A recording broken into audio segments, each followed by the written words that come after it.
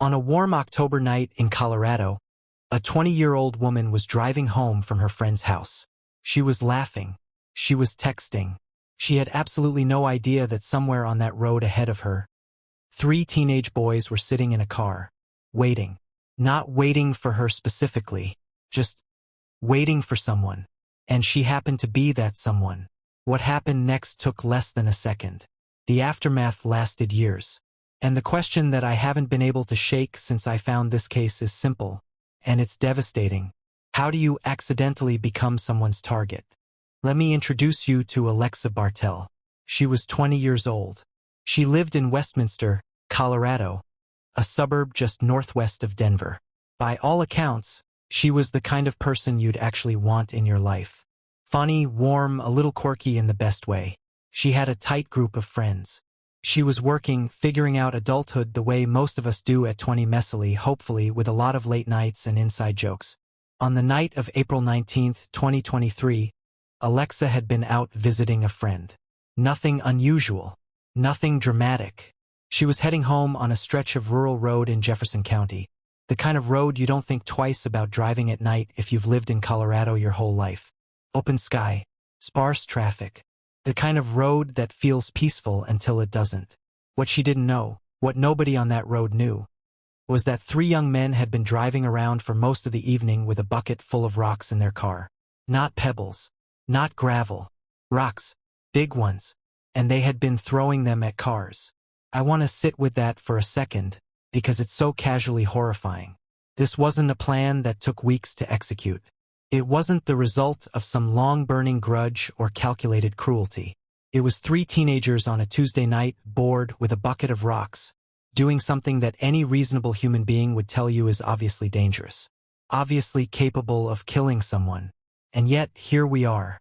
The 3 individuals involved were identified as Karol-Chik, Zachary, Kwak, and Josef Slivnik. They were 18 and 19 years old at the time. Not children exactly, but not fully formed adults either, though I'll be honest, that framing only goes so far. Plenty of 18-year-olds understand that throwing a rock at a moving vehicle at highway speed is not a prank. It is a projectile weapon. The physics don't care how old you are. Here's what the investigation pieced together about that night. The 3 of them had been driving around Jefferson County for hours. And during those hours, they threw rocks at multiple vehicles. Not one car. Multiple. Alexa wasn't the first target. She was just the one the story ends with. There are witness accounts and phone records that helped reconstruct the evening. At some point, the group stopped, collected rocks, got back in the car and kept going. Like it was a game. Like the cars on that road were just obstacles in an arcade. Not metal shells containing real human beings with real lives and real families waiting for them to come home. Alexa was driving on West 82nd Avenue in Arvada when a rock came through her windshield. It struck her in the head. She was killed almost instantly. Her car drifted off the road. First responders arrived to find her still inside the vehicle. She was pronounced dead at the scene. She was 20 years old. What really gets me, and I mean this sits with me in a way that's hard to explain, is the randomness. The absolute senseless randomness of it. Alexa didn't make a wrong decision that night. She drove a normal road. She didn't speed. She didn't do anything 1,000 other people wouldn't have done on any other Wednesday morning. She was just there. And that was enough. There's a particular kind of grief that comes from random violence, and I think it's different from other kinds. When something terrible happens because of choices made by the victim, by the perpetrator, because of circumstance, there's at least some narrative thread to follow, some logic to trace, even if it's awful logic. But this is different. This is the universe just turning its cold shoulder, and someone gets caught in the gap. That's not closure. That's not even close. Now the investigation. Jefferson County Sheriff's Office took the lead. And credit where it's due, they worked fast. Within days, investigators were piecing together what had happened. Surveillance footage, cell phone data, reports of earlier rock-throwing incidents in the area that night helped establish a pattern, a timeline, a vehicle description. The arrests came relatively quickly. Karol-Chik, Zachary, Kwak, and Josef Slivnik were taken into custody. And what emerged from there was a portrait of that evening that became harder and harder to defend once all the pieces were laid out. Because this wasn't just one impulsive throw. This was a pattern. This was escalating. This was, by the prosecution's argument, something they kept choosing to do over the course of several hours. That distinction between one stupid moment and an extended series of choices would become central to everything that followed. The charges brought against the three men were serious. Nicholas Karol-Chik faced the most significant charges, including first-degree murder. Yes, first-degree. Not reckless manslaughter. Not criminally negligent homicide. Murder. That charging decision raised eyebrows in some legal circles, and I think it's worth talking about because it gets into something genuinely fascinating and genuinely troubling about how we define intent in the law. Colorado, like many states, has what's called a felony murder rule.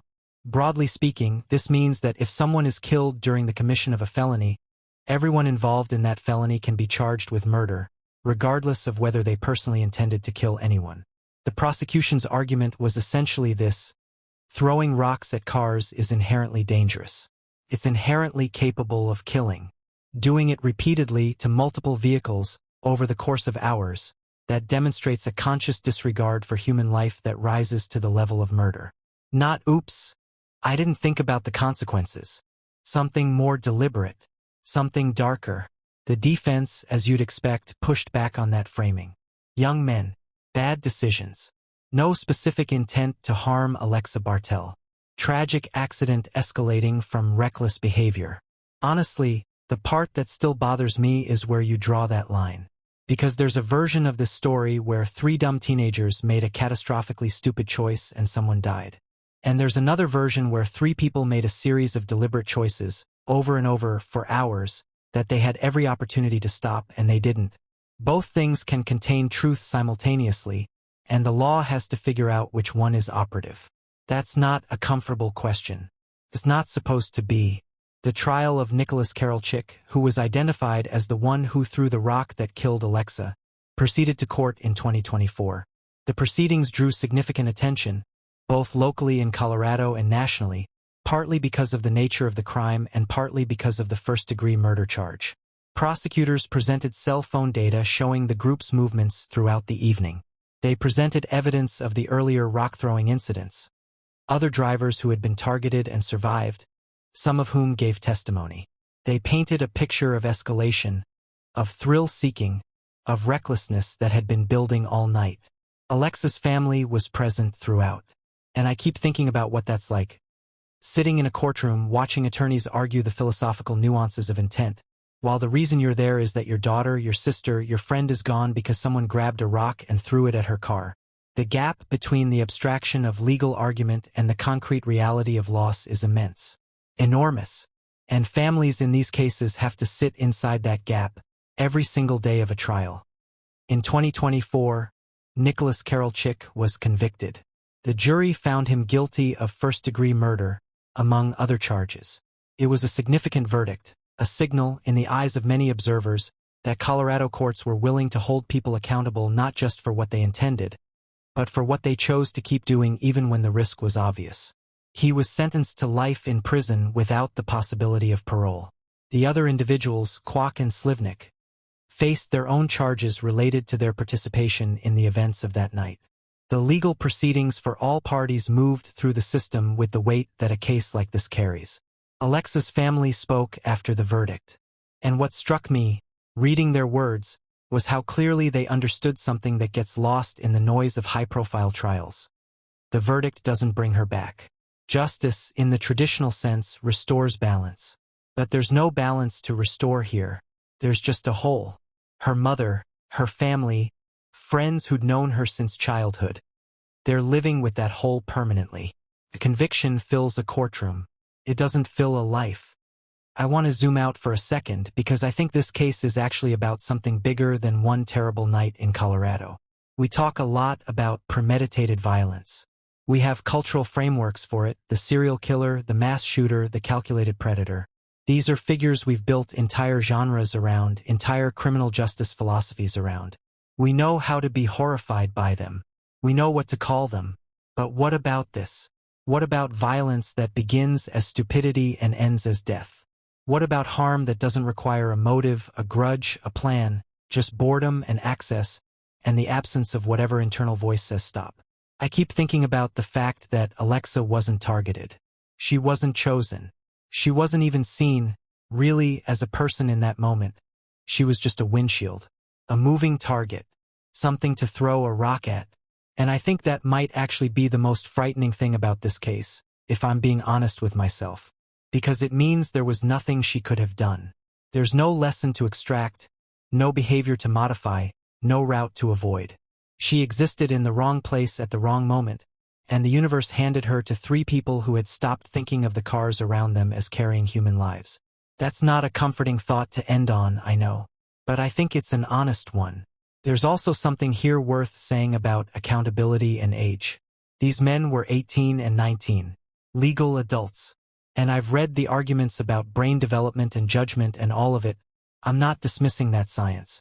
But I also think there's a danger in using youth as a permanent excuse for choices that we all, at some level, know are catastrophically wrong. You don't need a fully developed prefrontal cortex to understand that a rock thrown at a car at highway speed can kill the person inside. That's not advanced moral reasoning. That's basic cause and effect. And Alexa Bartell, who was also 20 years old, also technically young, also still figuring things out, didn't get the benefit of her developing brain. She didn't get to grow into the rest of her life. She was on her way home, and she never made it. To me, the strangest and saddest thing here isn't the darkness of the act. It's the mundanity that preceded it. A bucket of rocks. A boring Tuesday night. Three people who probably didn't wake up that morning thinking they'd end someone's life. And yet, the gap between ordinary evening and irreversible tragedy is sometimes measured in seconds. In one throw of the arm. In the decision not to stop, not to put the rocks down, not to think for one more moment about what they were really doing. That gap should disturb all of us. Because it doesn't require a monster. It just requires the absence of enough humanity in one particular moment. And that's a much harder thing to build a wall against. Alexa Bartell deserved more than 20 years. She deserved the rest of her life. The boring parts and the exciting parts, the mistakes and the triumphs, the people she hadn't met yet and the things she hadn't yet done. She didn't get any of that. I did this video because I think her story deserves to be told with care, and with the weight it carries. Not as a cautionary tale, not as a statistic, just as the story of a real person, and what was taken from her, and what the people who loved her have had to carry ever since. If this case affected you, or if you have thoughts on the legal questions it raises, especially around intent, felony murder, and what accountability looks like in cases like this, I genuinely want to hear from you in the comments. This is the kind of case where I think the conversation goes somewhere real, if people are willing to have it seriously. Drop your thoughts below. Disagree with me if you want to. I mean it. And if you're new here and this kind of careful, human storytelling is something you're looking for, subscribe. I put real time into these cases. I try to do right by the people at the center of them. Take care of yourselves. I'll see you in the next one.